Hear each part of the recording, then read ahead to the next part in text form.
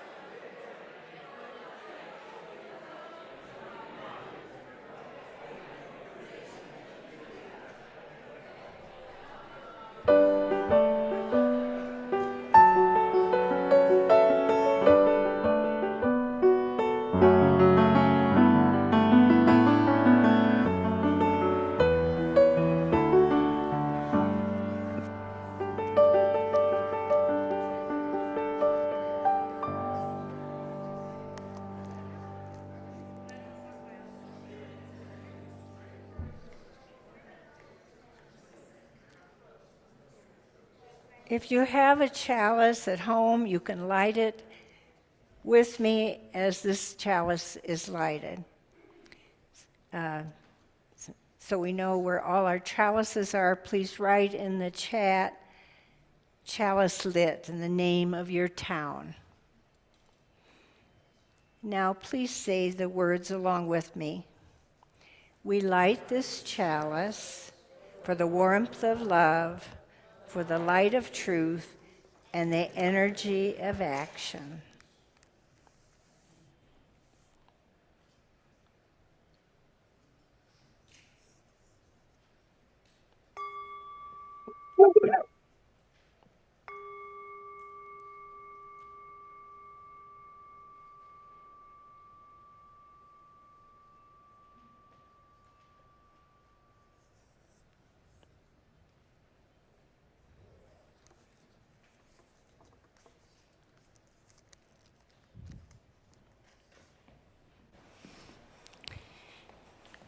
Our opening words were written by one of my former ministers, the Reverend Gretchen Haley. Gretchen was echoing the words of Anne Lamott. This is called Grace Meets Us Where We Are. There is nothing you need to bring with you to be welcome here. No right beliefs or proof of citizenship. No eternal optimism or clarity of conviction. No boundless courage or endless expertise. You do not even need to know what brought you here or how you will solve that problem that you are turning over and over in your mind. Your bills do not have to be paid and your checkbook can be a mess. Your children may have had you up half the night. Your hearing aids may not be working or your knees may be creaking. You do not need to be already perfect or even halfway to belong in this circle. Grace meets us where we are, but it does not leave us as we found it.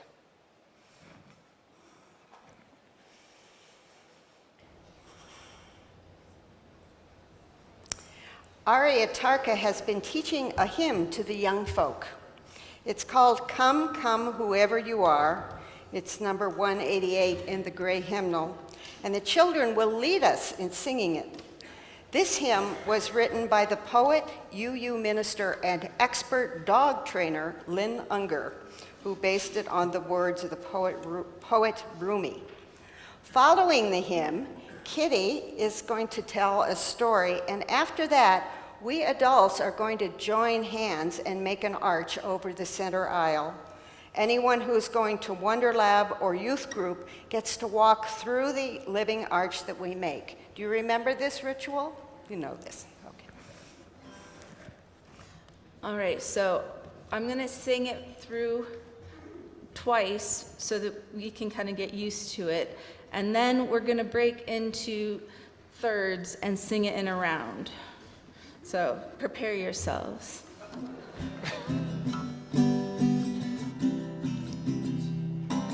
Come, come, whoever you are, wanderer, worshiper, lover of leaving. Ours is no care of and of despair. Come yet again, come. Come, come, whoever you are, wanderer, worshiper, lover of leaving. Ours is no caravan of despair. Come yet again, come. All right, so on the right side of the room here and those kind of in the back, you're going to follow Tad. You guys in this section here are going to follow with me, and then y'all over there are going to follow Kitty. So we're going to start. You guys are going to go second, and then you guys are going to go third. I believe in us. It's just an experiment. Are we ready? Come, come, whoever you are, wanderer, Come, worshiper, whoever lover you of are, leaving, cause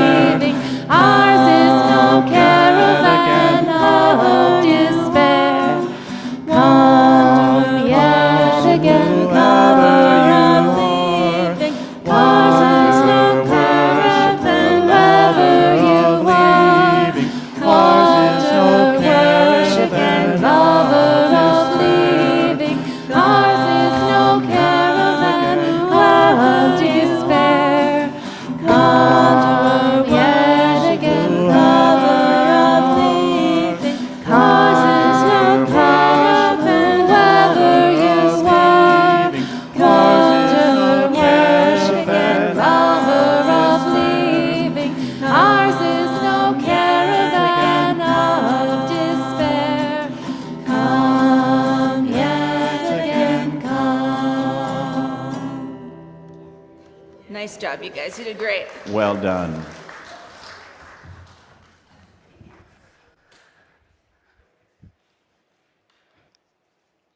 Who's ready for a little story time? Only a couple of you? Maybe it's been a while. Okay. So here's the story of the ugly duckling. Have you heard this? Raise your hand if you've heard this. Yes. Yeah. I might have modified it just a little. So hang tight there if you know a different story. So once upon a time, there was a mother duck who had 4 eggs, and they were about ready to hatch.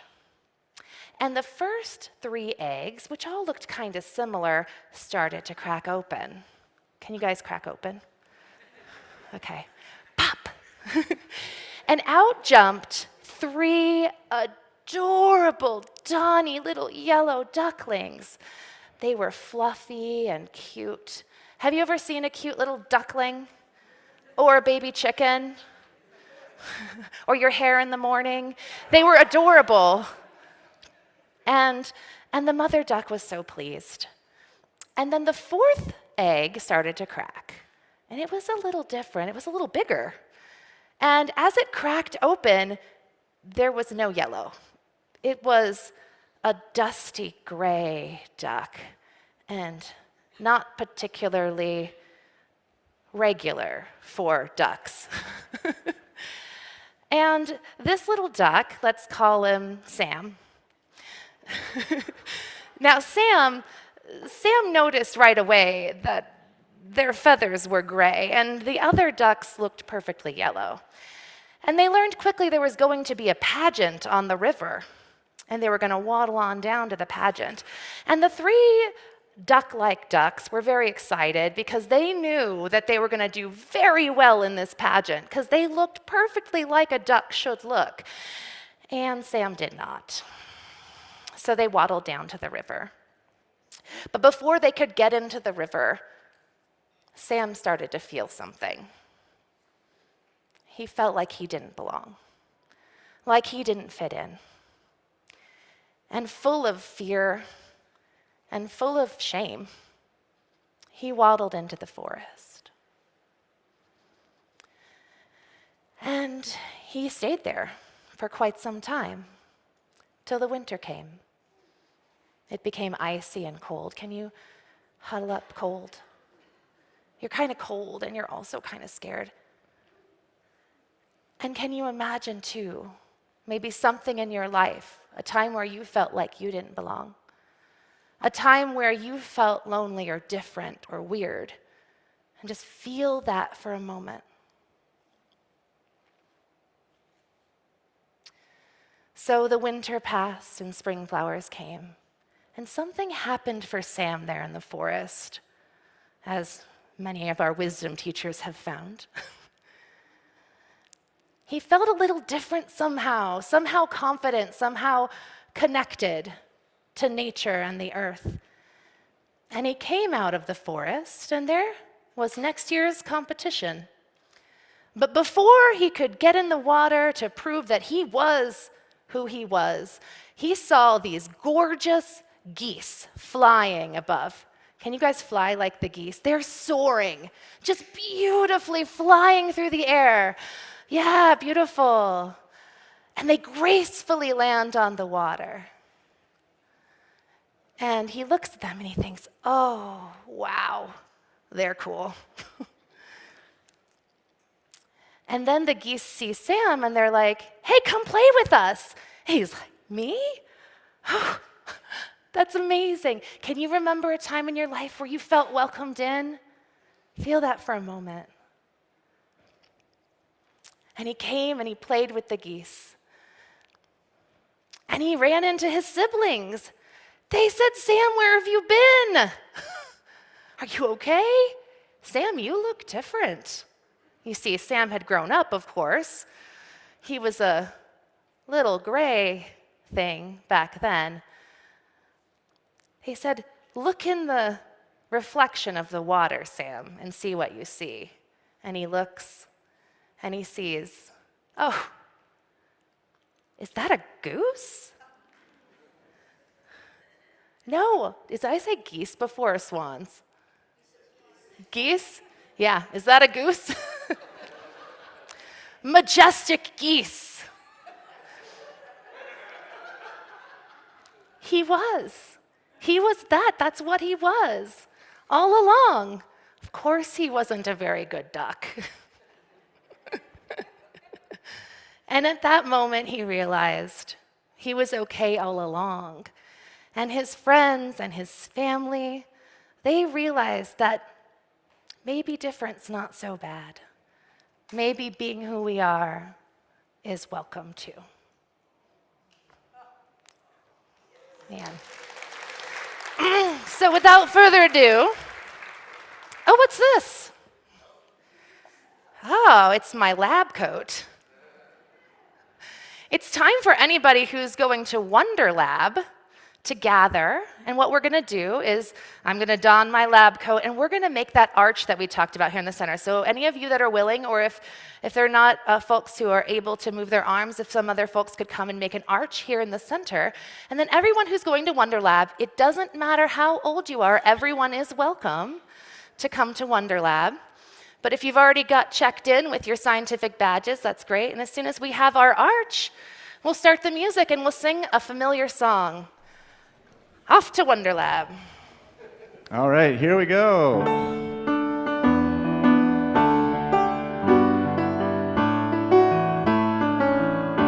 You've got the light. You've got the light of love inside you. Go on your way in peace. So shine that light. This whole world awaits you. Go on your way in peace. You know we hold you. We hold you. We hold you. We hold you. You've got the light of love inside you. Go on your way in peace. All right.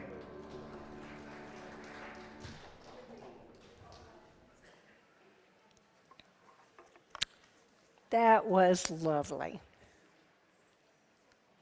So wonderful to be with you today. Let's join in a prayer this morning. This morning we reflect together and let us evoke the spirit of our ancestors, yours and mine, all those who went before us, searching for their place in the order of things. Whether they crossed oceans or prairies, rivers or deserts to find where they belonged, let us honor them. As they searched and found and searched again to find their true home, so must we. It is the search universal, this need to find home, be it a place, other people, or that place within that brings peace and connection. We all strive to learn a language that will communicate our true needs. Like those brave souls who generation after generation moved toward a life that felt authentic and meaningful, may we have courage for the journey. We belong to those who made us. We belong to one another, to everyone who has ever struggled to find his true place of belonging. We evoke the spirit of all relations. May they be with us. May it be so. Blessed be. Amen. We're going to sing now Spirit of Life, this familiar song that we've come to love. I want to tell you, I was a student at Star King School for the Ministry that very first fall that I went there, and the very first class I attended. And someone came in who had been in New England, and she said, I just heard a new hymn. I don't know who wrote this hymn, whoever it was. Oh, you're going to love it, Spirit of Life. And that's the first time I ever heard of it. And now I've sung it how many times? 1,000 times. Let's sing it together. Spirit of Life.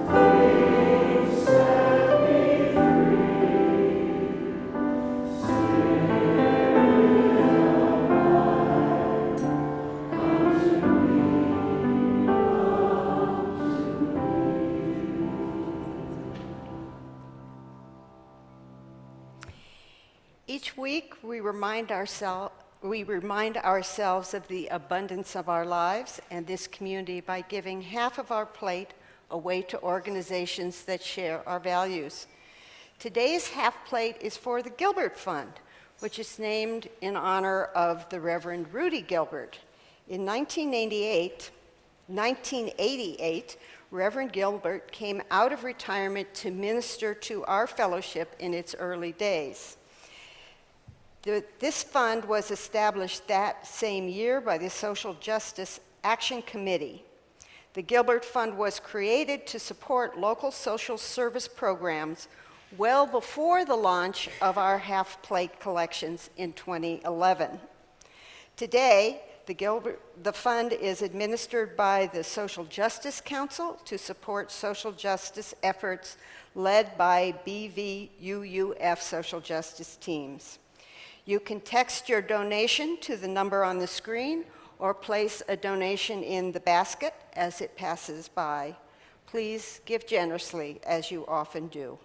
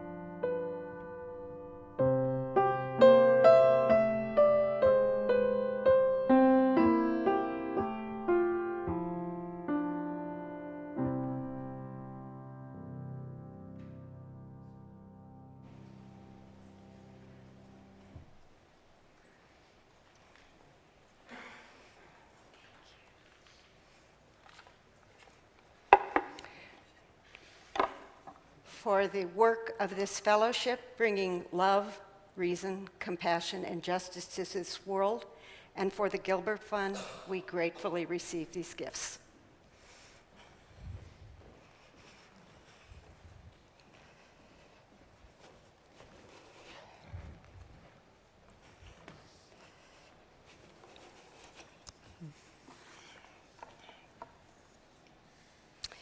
I'm honored to read this poem, which was written by the esteemed woman standing next to me.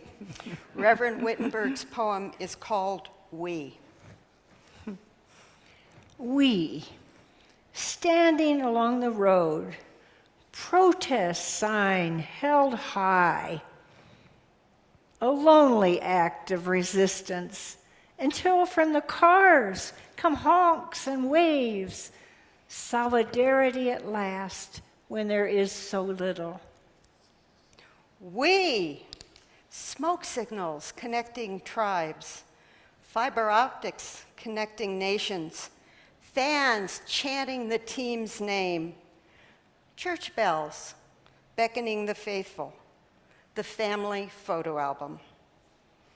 We, the parade comes down Main Street, early learners, preschool children. Flags everywhere. Fire trucks, red fire trucks. The prom queen and court waving. Rousing music from the marching band. That boy, with his cheeks bulging as he plays his cornet, so earnest, so beguiling. He's your son, and he's mine. He belongs to all of us. If you should feel even the slightest dampness from tears forming, that would be the feeling of we. We, the instinct to mate, to join, to embrace, a powerful force telling us this living is not a solo enterprise. We. If you want to go to Alaska to live amongst the wolves, go ahead. Come back and tell us what you learned. We always wonder if we could survive alone.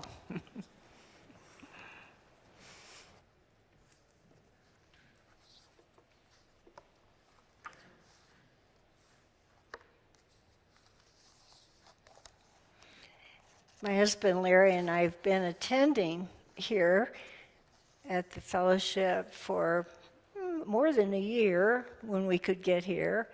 And it's such a pleasure now to be speaking to you all, especially on the subject of belonging.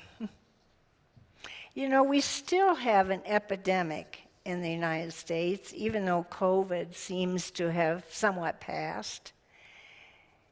And is mostly controlled, but it left us with another epidemic, which is loneliness. Many studies have measured our mental state since COVID. In 2024, just 1 year ago, the American Psychiatric Association found that early in 2024, 30,000 adults said they experienced loneliness at least once a week. And while 10% said they were lonely every day. Younger people who were more likely to experience these feelings, 30% of Americans aged 18 to 34 said they were lonely every day or at least several times a week. It was clear from these studies that people who had an annual income of $30,000 a year or less were most lonely. Understandable. There are circumstances that contribute to loneliness. Loneliness is forgetting that humanity is one lineage, one family, one community that we all belong to, each of us. Wherever we go, what happens, that never changes unless we forget, as we do from time to time.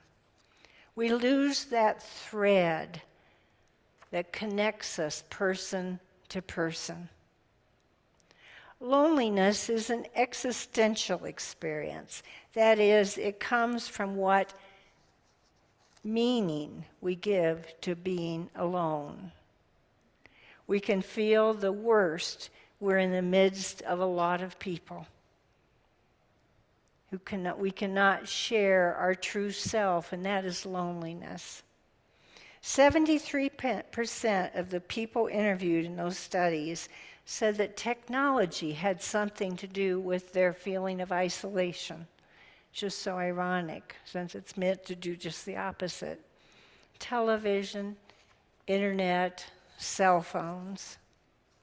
As convenient and as beneficial as those have been to us, we have become addicted, many of us, particularly young people, and we haven't found a solution to what to do about that. I confess there have been times in my life when I have, for a time, lost that thread of belonging. It was during COVID that my husband came home one day from the doctors and announced that the doctor had said he had 5 months to live. He went thinking he was a perfectly healthy person. Unfortunately, the doctor was right, and 5 months later, my beloved husband of 35 years was gone. Now, as a minister, I had counseled many people who were grieving. I thought I knew a lot about grief. One thing I knew is that you're not supposed to make any important decisions within 12 months after a great loss. But I forgot that.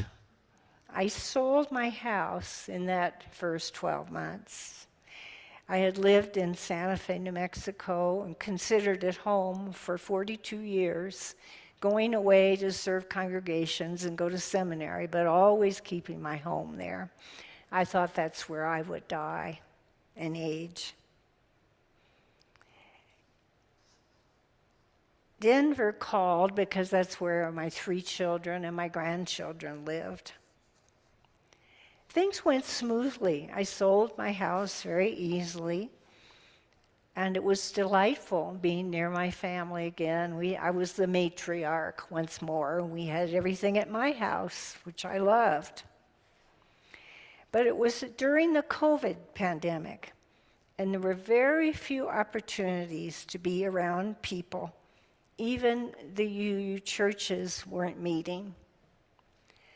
Fortunately, I did find an organization of poets who met online, and being a poet, that was a great thing. And I took classes from a woman who online taught poetry writing on the subject of grief. So I wrote and wrote and wrote.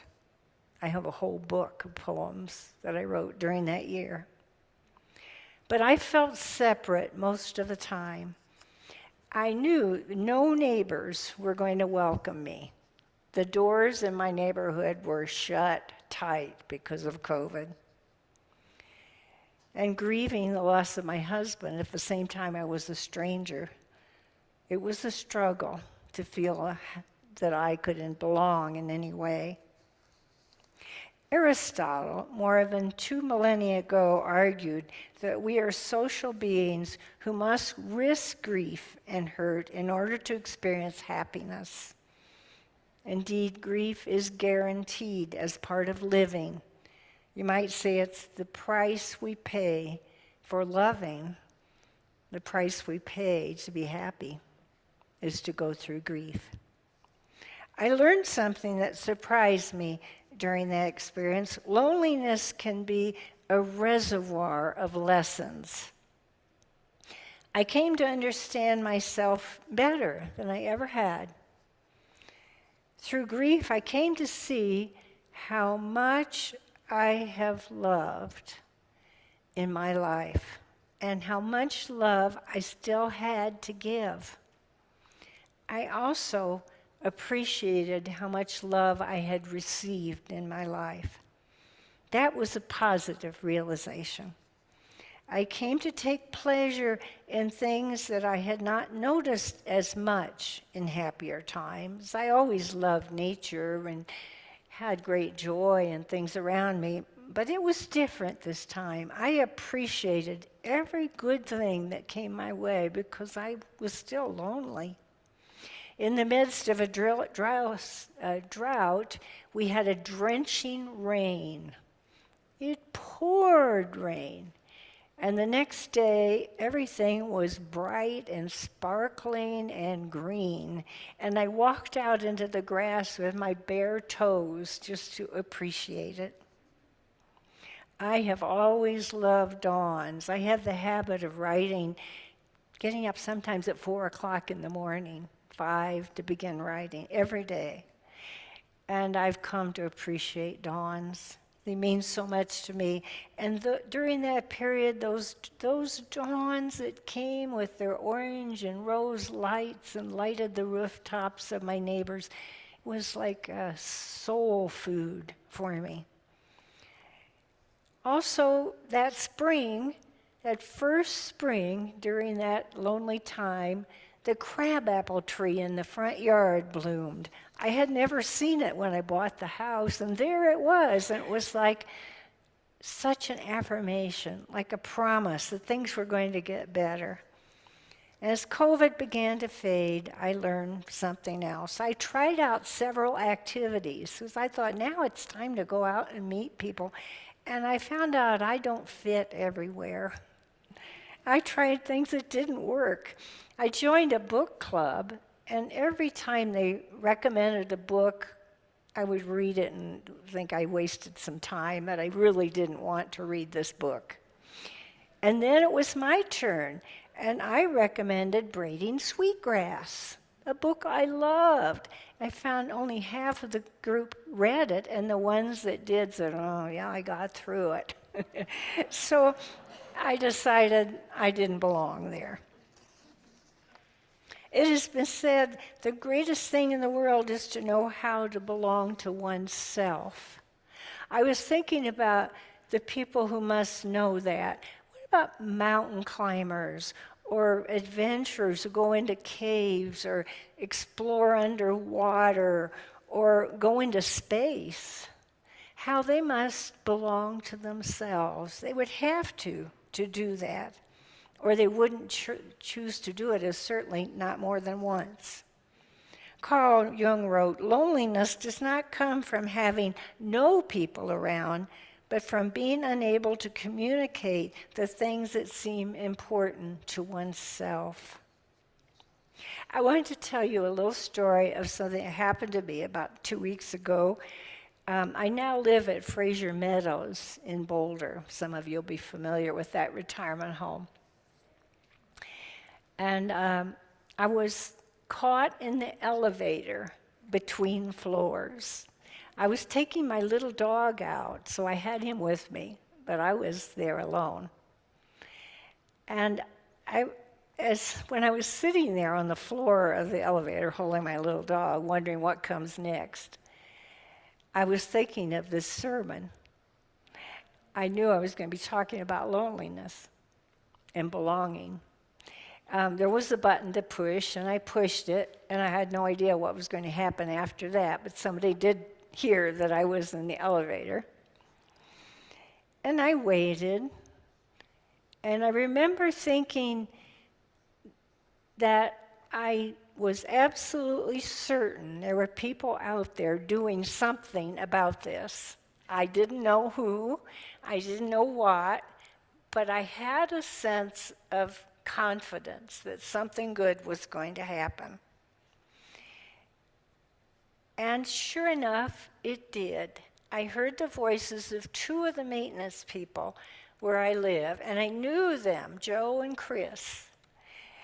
Wonderful men who had helped us move in. I heard their voices, and I knew everything was going to be okay. And sure enough, very soon, I saw a man's foot sole of his shoe in pushing the door open just enough for that. And then they began working at getting it open enough that they could put a ladder down. And then I climbed out, and then they came and got my little dog and took him out. It was maybe a half an hour or a little more, no more than that. I have to tell you something afterwards. In the parades, one of the things that always gets me is the fire trucks. Somehow they represent those people that take care of us. And when I came out of the elevator and I went to the front desk, I looked out front and there was a fire truck that had come for me. It was such a wonderful feeling. I don't know if it cost the place some money to bring it there or not, but it gave me such a wonderful feeling of community. What I can say now is that the work of belonging begins with developing an intimate relationship with the opposite of belonging, the feeling of loneliness. Loneliness may not always be a burden or a source of depletion, even though it can feel that way. Sometimes loneliness is a source of wisdom, leading us to discover our true needs. Many activities can give you the false impression of belonging. The need for community is so powerful that we'll stretch ourselves to try to fit in somewhere. And busyness can be a camouflage for deep feelings too. The danger of cutting off parts of ourselves for any reason is to find that we fit is real. It's our tendency to do that if we're desperate for companionship. There is more to the story I told of my loneliness. When I first moved to Colorado, when COVID was at its worst, during those dark times, I made a new friend. A retired UU minister, like myself, had moved from New England to Colorado because her son lived there. And our minister said I should call her. So I did. And at the end of a half an hour, I knew I had found my best friend. And we've done nothing but be closer. She called me this morning to say, I can't be there. I'm so sorry. Because she's always there for me, whatever I do. Her name is Lucinda Duncan. Some of you may know her. She must have been a fantastic minister in New England. And during that same time, I met the man who became my husband February of this year. My children were shocked when I told them I was going to go on a dating program online to find someone. They said, "Oh, Mom," which is what they always say when I do outrageous things. "Oh, Mom, at your age, it's dangerous." But now they could not be happier than to have my husband, Larry, in our family. He's a wonderful man, and they just love him, all three of my children and the grandchildren. What I discovered, and I hope you will get from today's talk, is that loneliness can be a door to something else. Embracing whatever we feel at the moment and paying close attention to our own being can lead us out of the dark and into meaningful, rich relationships with others. Others who, like us, strive for honesty and authenticity in our relationships. My story may be unusual. I have been fortunate, but it does illustrate the point that out of darkness and grief can come new understandings. Knowing ourselves and loving ourselves is always the first step in finding a path towards the light. The poem I wrote, We, the one shared earlier this morning, was meant to get us all thinking about what makes us feel we belong, that we're part of something bigger than ourselves. The parade down Main Street, the fire trucks. Why would we cry? Do any of you cry or just have a little feeling of dampness in your eyes at a parade? Or am I the only one? Anybody else? No? Yes? Oh, a few nods. I don't think I ever been to a parade when I didn't cry. When the little ones come down in their whatever, in their costumes or their joy and pride in being there. When my own kids have been in parades, oh my. We cry because we feel we belong. Or we feel because we don't feel we belong. That also. I remember when I went to the first Unitarian, it was a Unitarian church at that time, 60 years ago in Rochester, New York.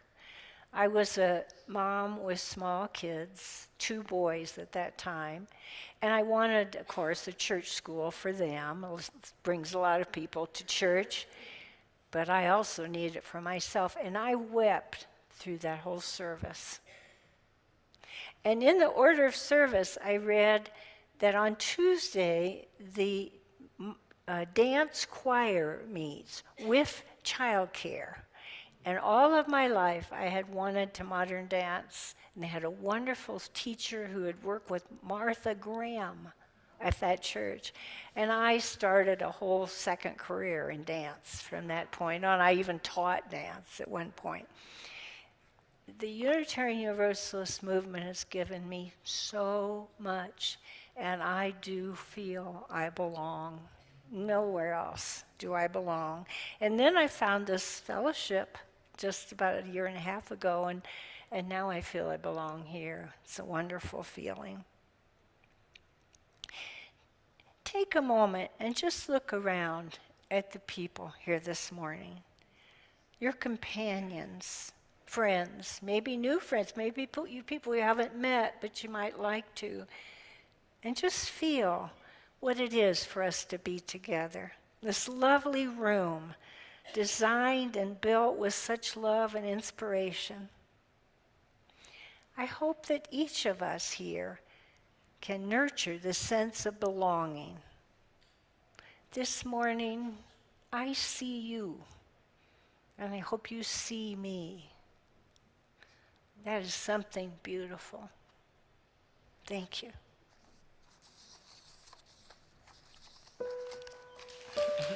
Oh, thank you.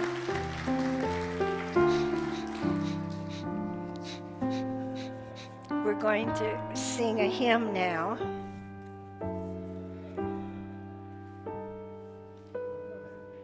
That's right.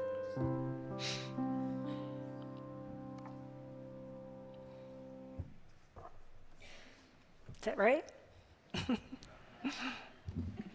I don't know what I'm supposed to do. That's right. Thank you. We'll sing the song that we practiced. We'll be known by our love.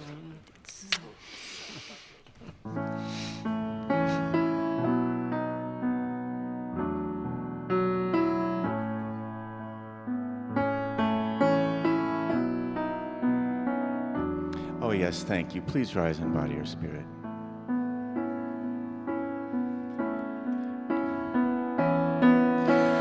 When the winds around you blow, take my hand.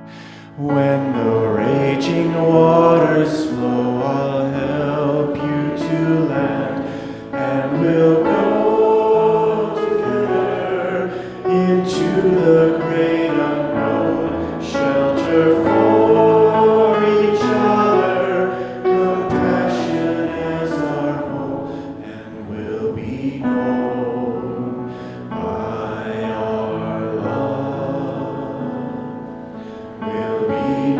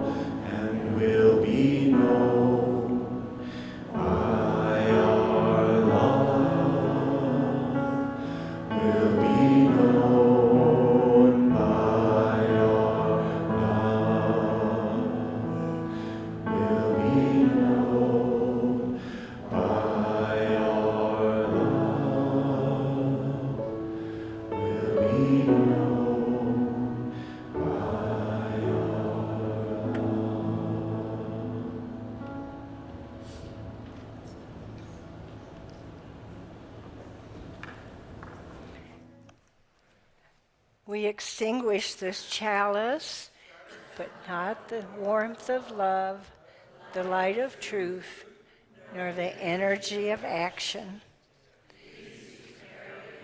Hearts until we meet again.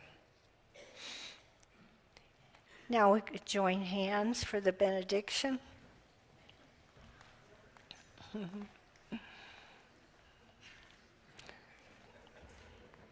These are the words of a great mystic, Julian of Norwich. I've changed them a little bit, but most of these are her words. All shall be well. All shall be well. All manner of things shall be well. For there is a love that holds us and will not let us go. Go in peace.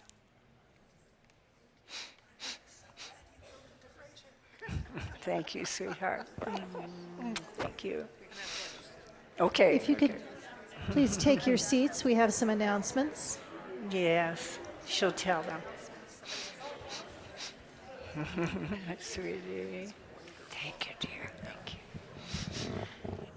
you. You can't leave yet. My name is Sue Reddick. My pronouns are she and her, and I'm a treasurer on the Board of Trustees.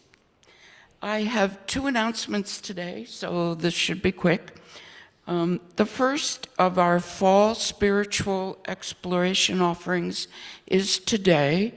Join Homer Neural at 11:45 in the red classroom for a discussion of John. I thought I didn't have any difficult words to say today. Muir, is that right? Okay. John Muir is the subject. There's a title for this. It's called Modern Day Celtic Prophet. Drop-ins are welcome. See the Connections Weekly or the link in the Zoom chat to register for American and international dancing and other discussions that are part of this series. Second announcement. Did you miss the deadline for signing up for the leadership workshop? It's being held this coming Saturday, October 4th, from 9 until 11:30. All of us will miss you if you don't sign up. All you need to do is email Jean Nuttall. Her email is in our directory. Remember, we are a welcoming congregation, and that welcome includes latecomers to the party. Workshop. Thank you very much.